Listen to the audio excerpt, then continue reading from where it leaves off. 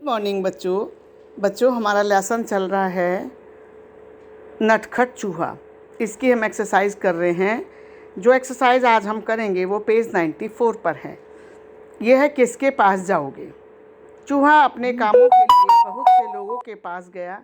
इन कामों के लिए तुम किसके पास जाओगे। ये काम लिखे हुए एक तरफ और एक तरफ नाम लिखे हुए हैं कि किसके पास जाएंगे।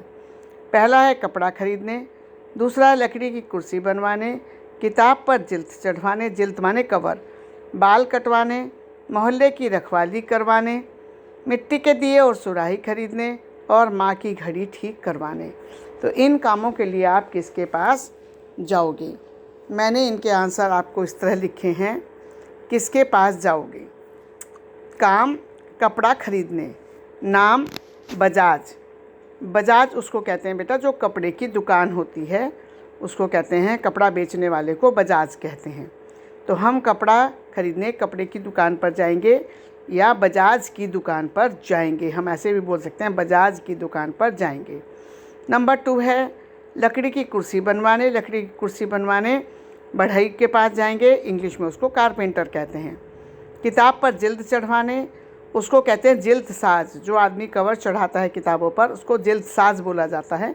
तो हम जिल्द साज के पास जाएंगे। बाल कटवाने हम नाई के पास जाते हैं, इंग्लिश में उसको बार्बर कहते हैं। मोहल्ले की रखवाली करवाने हम किसी चौकीदार के पास जाएंगे जो रात को चौकीदारा करता हो, उसको पैसे देंगे तब वो हमारे मोहल्ले की रखवाली करेगा।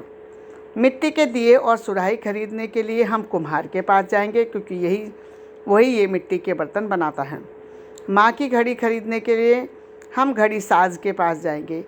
जो घड़ियाँ वगैरह ठीक करता है उस आदमी को घड़ी साज कहते हैं या घड़ी ठीक करने वाला भी कह सकते हैं सिंपल लैंग्वेज में। जैसे आप चाहो वैसे बोल सकते हो, कोई प्रॉब्लम नहीं है। तो ये है एक कपड़ा खरीदने बजाज के पास, लकड़ी की कुर्सी बनवाने बढ़ई के पास, किताब पर जिल्द चढ़वाने जिल्द साज के पास, बाल कटवाने नाई के पास, मोहल्ले की रखवाली करवाने चौकीदार के पास, मिट्टी के दिए और सुराही खरीदने कुम्हार के पास, माँ की घड़ी ठीक करवाने के लिए हम जाएंगे घड़ी साज के पास। आज के लिए बस इतना ही बच्चों। इसमें होमवर्क ये है कि आप इसको अपनी बुक में ही भर लेंगे, अपनी बुक में ही भरेंगे, कॉपी में नहीं कुछ भी करना है। जैसे इधर बुक में साफ साफ लिखा हुआ है इसी तरह आप अपनी बुक में भी अच्छा लिख लेंगे। थैंक यू बच्चों। ओके।